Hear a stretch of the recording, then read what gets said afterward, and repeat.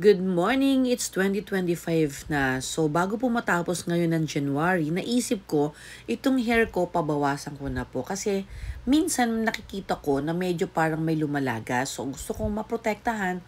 Baka mamaya makalbo na ako, no? Hindi naman, malayo naman po ako sa ganong eksena. So, ang sabi ko sa sarili ko, papaiksiyan ko na po ito. Kasi lagi naman ako maigsi. Dapat iba-iba yung ayos natin, di ba? Minsan may maigsi, merong mahaba. So, I decided na pumunta ako sa Jessie Mendez at ako po ay magpapaayos. Magpa-pedicure ako kaso wala po yung taong gumagawa, naka-leave daw. Gusto ko yung maganda. So, dito, 650 ang gupit ko. Natuwa naman ako at nagandahan naman ako. So, okay lang. Dito pala yan sa Robinson. Siyempre, nag-aantay lang ako kasi matatapos yung isa may kinukulayan.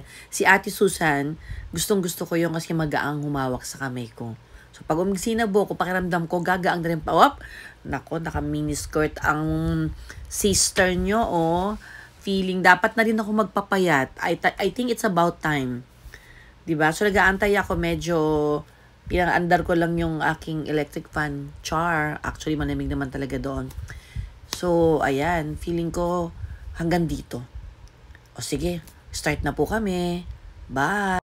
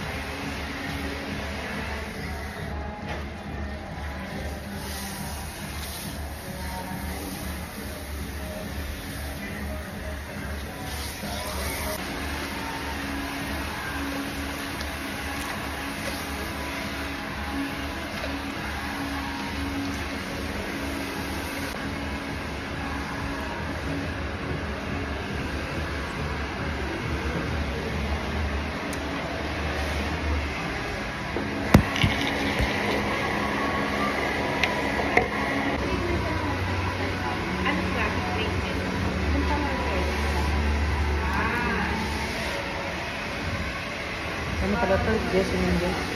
Kasi yung shampoo niya, nakita ko, sabi ko, Dove, diba? Kasi yung, yan o, inibili ko dati sa ano yun. Meron kami dati niya sa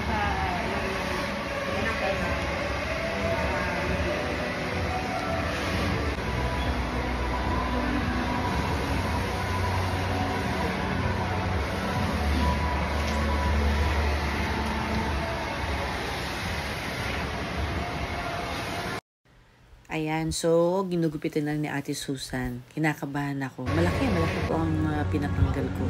Kasi gusto ko medyo umaluan yung pakiramdam ko. So, tingnan natin mamaya. Na-excite lang po ako. Hi!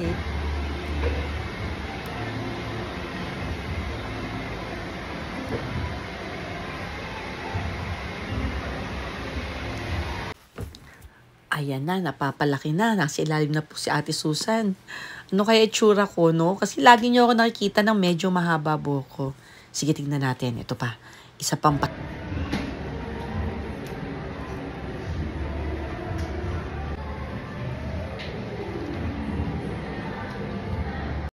ipapakita ko po sa inyo yung mga price. So, ang gupit ko pala is artistic director. Ang taray! O, diba? May mga pangapangalan pa sila mga ganun. Siyempre, pang-artistahin si Jessie Mendez. So, ayan.